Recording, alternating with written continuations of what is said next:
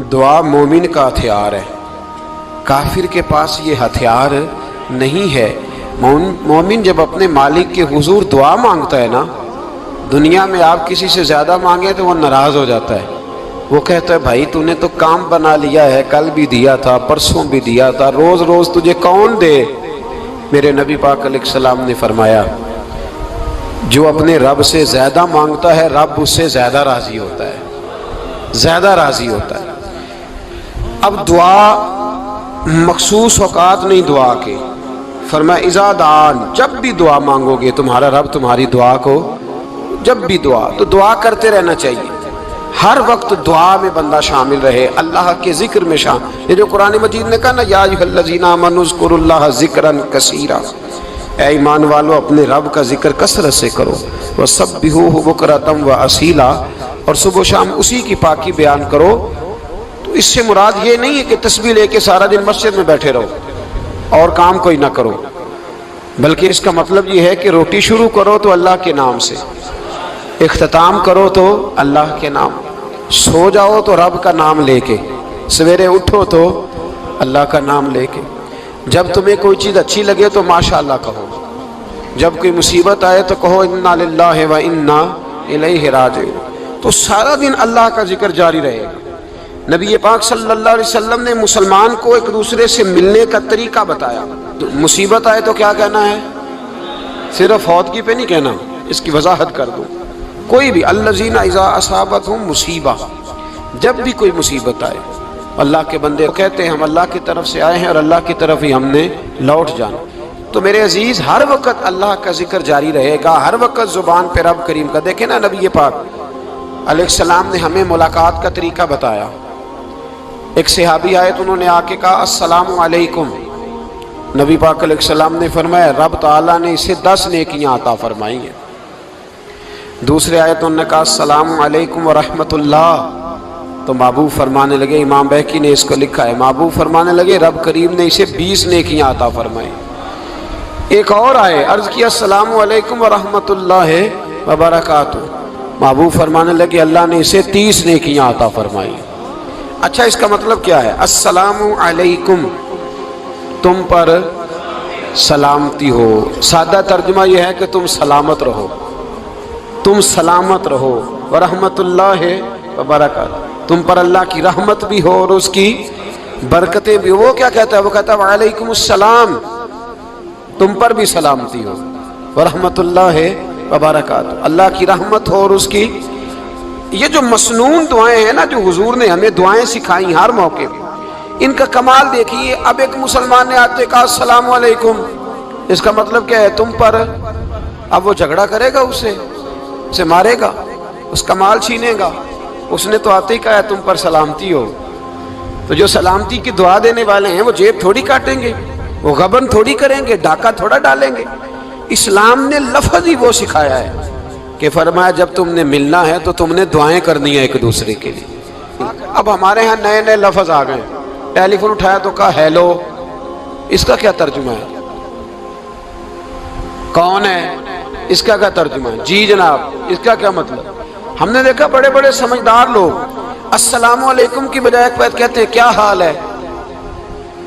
بھئی کیا عجیب بات ہے، بھئی کیا حال ہے کا کیا مطلب ہوا؟ وہ بعد میں کرنے کی بات ہے۔ اور کچھ تھوڑا سا جو ادیب ہیں، جو بیچارے حروف کے پیچ و تاب میں رہتے ہیں، وہ کہتے ہیں آداب عرض ہے۔ وہ کیا ہوتا ہے جی؟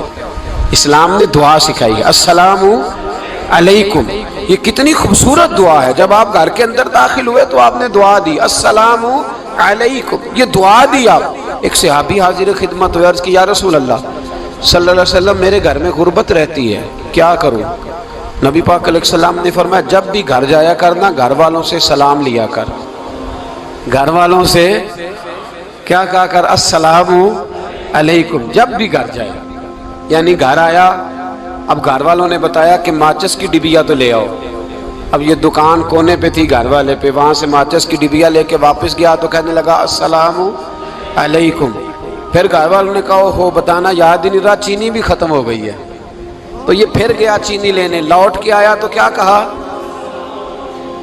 جب اللہ چاہتا ہے تو کہے، جب اللہ کے رسول چاہتے ہیں تو کہے۔ اس کا ترجمہ یہ ہے کہ تو کہہ، تو سلام لے۔ اللہ رسول چاہ رہے ہیں کہ تو سلام لے تاکہ تیرے گھر میں سلامتیاں ڈال دی جائیں۔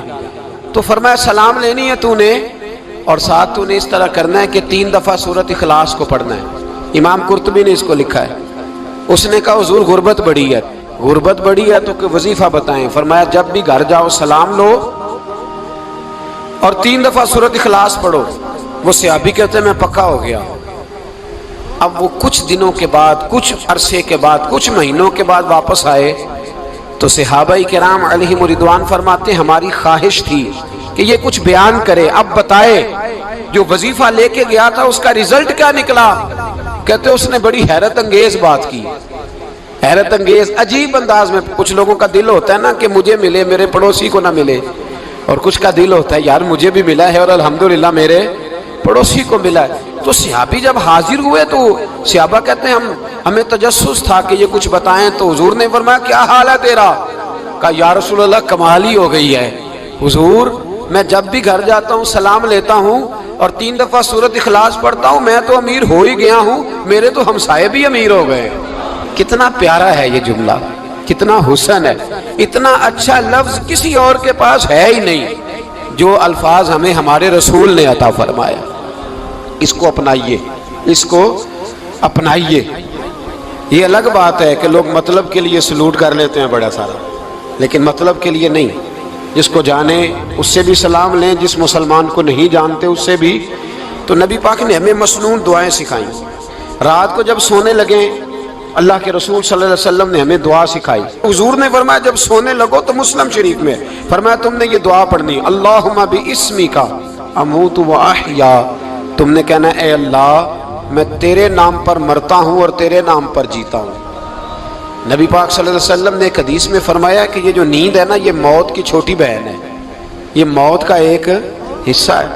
جس طرح انسان سو جائے تو کوئی خبر نہیں ہوتی کیا ہو رہا ہے، بالکل وہ اٹھا ہے تو اس نے کہا ہو یہ کیا ہوا، سو جاتا ہے نا آدمی اسے خبر نہیں ہوتی، اوہو میں نے تو 11 بجے اٹھنا تھا یہ تو 3 بج گئے، اب اسے خبر نہ رہی۔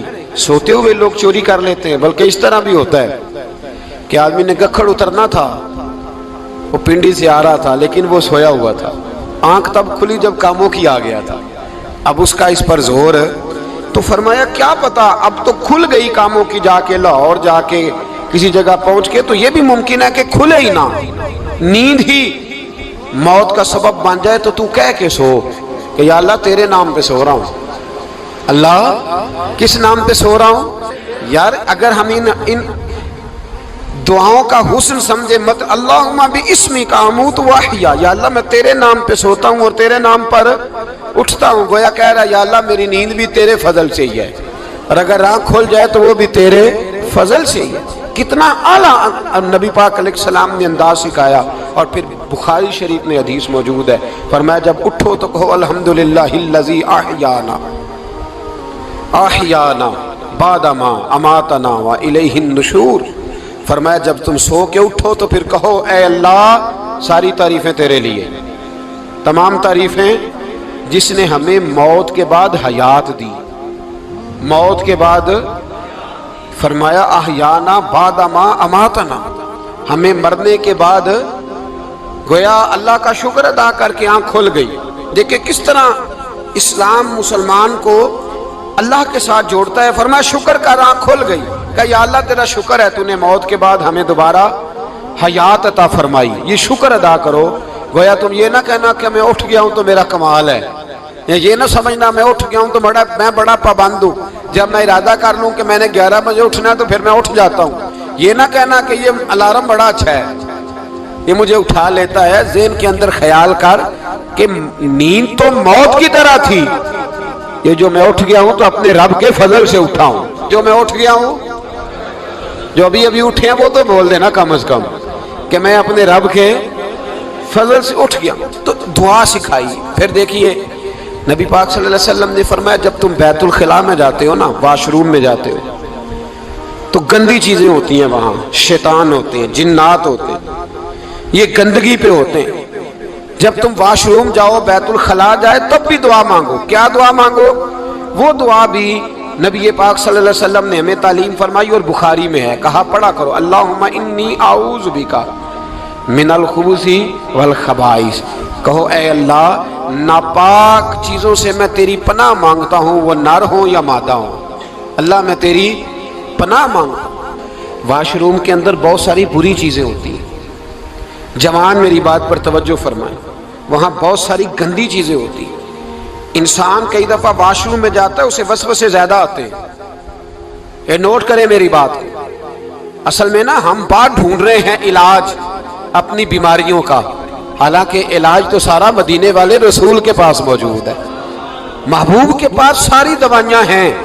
تو نبی پاک علیہ السلام دیکھیں نا، انسان واش روم میں جاتا ہے اسے وسوسے آتے، برے خیالات آتے، وہ گناہ کی طرف کئی دفعہ مائل ہوتا ہے، تو کہا تو دعا پڑھ کے جا اللہم انی اعوذ بکا، یا اللہ میں تیری پناہ مانگتا ہوں من الخبث والخبائث، ہر خبیث اور بری چیز سے میں تیری پناہ مانگتا ہوں، وہ نر ہو یا یار کتنا عظیم دین ہے، کتنا عظیم میرے مصطفیٰ کریم کا وہ والا دین ہے۔ اصل میں اللہ کرے بی اے پاس بچے کو بیت الخلاء کی دعا بھی یاد ہو جائے، ایسے یاد ہو جائے، اور اس کے ماں باپ سمجھ لیں کہ جوان ہو گیا ہے، تو اب ہو سکتا ہے اس کی طرف شیطان حملہ زیادہ کرے، اسے خراب کرنے کی کوشش کرے، تو لہٰذا اسے دعا سکھائی جائے تاکہ اس کو پہلے سے پتا ہو کہ میں نے اس بے ایمان سے بچنا کس طرح سے۔ اب آپ دیکھیے نبی پاک علیہ السلام نے ہمیں دعا سکھائی، مصنف ابن ابی شیبہ میں، کون سی دعا؟ واش روم سے نکلنے کی۔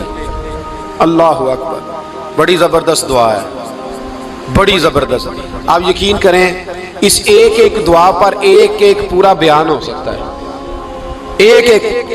یہ اس لیے نہیں میں کہہ رہا کہ میں کوئی عالم فاضل آدمی ہوں، آپ کہیں گے کہ بتا رہے ہیں میں بڑا پڑھا لکھا ہوں، صرف یہ عرض کر رہا ہوں کہ اس کے فوائد پر، ثمرات پر جو اللہ تبارک و تعالیٰ امت کو دیتا ہے، ان دعاؤں کی جو فضیلت حدیثوں میں آئی، اور پھر جو اس کے فوائد ہے، اور اس پر بات کروں تو ایک دعا تقاضا کرتی ہے کہ اس پر پورا ایک لیکچر ہونا چاہیے۔ دیکھیے آپ واش روم سے نکلے، دعا کیا ہے؟ دعا کے لفظ کے الحمدللہ الذی، ایک حدیث میں لفظ ہے غفرانک، غفرانک، اے اللہ میں تجھ سے بخشش چاہتا ہوں۔ اور جو مشہور اور معروف ہے مصنف ابن ابی شیبہ کی روایت، فرمایا الحمدللہ الذی اذھب عنی العذاب وعافانی، فرمایا اے اللہ تیرا شکر ہے، واش روم سے نکلا ہے تو کہہ رہا ہے یا اللہ تیرا شکر ہے تو نے مجھ سے اذیت دور کی، وعافانی، اور تو نے مجھے عافیت عطا کر دی، اذیت دور کر دی اور عافیت۔ بولیے واش روم سے نکلا ہے تو کیا کہتا ہے؟ یا اللہ تیرا شکر ہے تو نے مجھ سے اذیت دور کر دی اور مجھے عافیت۔ ڈاکٹر حکیم ہومیوپیتھک ایک چیز پر متفق کم ہوتے ہیں، پتہ ہے نا آپ کو، لیکن اس بات پر سب کا اتفاق ہے کہ اگر کسی کو قبض ہو جائے نا تو شاید 70 یا 72 بیماریاں لگ جاتی ہیں اس کو۔ اور جب آدمی کو قبض ہوتی ہے نا، پیٹ کے اندر فضلہ جم جاتا ہے، خارج نہیں ہوتا، اس کو اعصاب کی بیماری ہوتی ہے، اس کے ذہن پر اثر ہوتا ہے اس چیز کا۔ آپ یہ مت سمجھیں کہ کھانا کھانا ہی ایک کمال ہے، اللہ نے یہ بھی نعمت بنائی ہے کہ کھانا جب خارج ہوتا ہے تو وہ بھی اللہ کا بہت بڑا احسان ہے۔ تو فرمایا تو سمجھا ہی نہیں، اگر تجھے قبض ہو جاتی، تیرے پیٹ کے اندر وہ چیز جم جاتی، تیرے لیے کتنی تکلیف کا باعث تھی۔ ان لوگوں سے پوچھئے جو اس کے بیمار ہیں، اس کے مریض ہیں، وہ کتنی تکلیف میں رہتے ہیں، سر میں درد ہوتا ہے، سر چکراتے ہیں۔ ایک بہت بڑا روڈ ایکسیڈنٹ ہوا تو ڈرائیور سے لوگوں نے پوچھا کہ مسئلہ کیا ہے، تو کہنے لگا میں قبض کا مریض ہوں، تو میں کھانا کھا لیتا ہوں تو میرے ذہن پر وہ اس قدر زیادہ گیس کا غلبہ ہوتا ہے کہ میں سخت تکلیف میں ہوں۔ نبی پاک علیہ السلام نے ہمیں سمجھایا اور بتایا کہ سمجھ لو یارو، کھانا کھانے کی نعمت تو اللہ نے تمہیں عطا فرمائی ہے، لیکن کھانا کھانے کے بعد اس کا اخراج بھی اللہ کی بہت بڑی نعمت ہے، تو اللہ کا شکر ادا کرو۔ پھر جب آپ گھر سے نکلیں گے تو بھی اس کی دعا ارشاد فرمائی، بسم اللہ توکلت علی اللہ، اللہ کے نام سے گھر سے نکلتا ہوں اور میں نے بھروسہ بھی اللہ کے نام پہ کیا۔ جب گھر سے نکلیں تو کس کے نام پہ بھروسہ کریں؟ بولیے حضرت رابعہ بصریہ رحمت اللہ علیہا آپ تشریف لے گئیں حج کرنے، جس دن واپس آئیں اپنا اونٹ کہہ گئی جاتی دفعہ، کہنے لگی اللہ میں تیرے حوالے کر کے جا رہی ہوں، اور بسم اللہ توکلت علی اللہ، بھروسہ بھی تیری ذات پہ ہے۔ جس دن واپس آئی نا اسی دن کسی نے بتایا کہ اماں آج ہی تیرا اونٹ مر گیا ہے، تو اونٹ کے سرانے کھڑی ہو کے کہنے لگی مولا میں تو تیرے نام پہ تیرے پہ بھروسہ کر کے گئی تھی، تیرے حوالے میں تو تیرے گھر گئی تھی۔ تو لوگ کہتے ہیں اماں کے منہ سے لفظ نکلے تو اونٹ زندہ ہو کے کھڑا ہو گیا، کھڑا ہو گیا ہوں۔ تو اماں کہنے لگی نہیں تمہیں غلطی لگی ہے، مرا ہی نہیں تھا، پہلے سے ہی موجود تھا، وہ اپنی کرامت بھی نہیں ظاہر ہونے دی۔ تو بھائی گھر سے نکلیں تو کس لفظ پر کہ یا اللہ میں تیرے بھروسے پہ نکل رہا ہوں۔ میں اس کے دو فائدے ہوں گے، ایک تو آپ اللہ کی امان میں جا رہے ہیں، اللہ کی امان میں آ رہے ہیں، اور دوسرا جس گھر کو آپ چھوڑ کے جا رہے ہیں اسے بھی اللہ کی امان میں دے کے جائیں۔ تو کتنا لذت والی دعا ہے جو نبی کریم علیہ السلام نے ہمیں سکھائی۔ اب ذرا حدیث سنیں خوش ہو کے، دیکھیں حضور نے دعا سکھائی، فرمایا جب دیکھ لو نا کسی کو ہنستا ہوا، کیا کرتا ہوا؟ ماشاءاللہ آپ تو ہنسنے لگے۔ جب کسی کو ہنستا ہوا دیکھو تو کہا کرو اضحک اللہ سنک، یہ دعا یہ بخاری ہے، فرمایا دعا مانگا کرو جب کسی مومن کو ہنستے ہوئے دیکھو تو دعا مانگو اضحک اللہ سنک، اللہ تجھے ہنستا ہی رکھے، اللہ تجھے بولیے جل نہ جایا کرو کہ میں پریشان ہوں تو یہ ہنس کیوں رہا ہے، جھلا نہ کرو، بلکہ کیا کہا کرو اللہ تجھے ہنستا رکھے، اللہ تجھے۔ نبی پاک صلی اللہ تعالی علیہ وآلہ وسلم نے فرمایا، ترمذی میں حضرت اسامہ بن زید رضی اللہ تعالیٰ عنہ سے حدیث مروی ہے، حضور نے فرمایا جس نے کسی کے ساتھ احسان کیا اور جس پر احسان کیا، اگر اس نے یہ دعا پڑھ دی نا جزاک اللہ خیرہ، تو فرمایا اس نے اللہ کی بھی پوری حمد کر دی اور محسن کا صحیح شکریہ بھی ادا کر دیا۔ کیا کہنا ہے؟ جزاک اللہ، اللہ تجھے بہترین جزا عطا کرے۔ اس کا ترجمہ کیا ہے؟ اللہ تجھے بہترین، کیونکہ حضور فرماتے ہیں من لم یشکر الناس ولم یشکر اللہ، جس نے بندوں کا شکریہ ادا نہیں کیا اس نے اللہ کا بھی شکریہ ادا نہیں کرنا۔ تو کیا کہنا چاہیے؟ جزاک اللہ خیرہ۔ اور اگر اماں کہتی ہو بچوں کو انگریزی سکھانی ہے تو کیا کہنا ہے؟ پھر شکریہ ادا کرنے میں کیا کہنا ہے؟ Thanks, thank you. وہ خدا کے اس کا ثواب کتنا ہے؟ بولے انگریزی ایک زبان ہے، اس کو زبان ہی رہنے دیں گے۔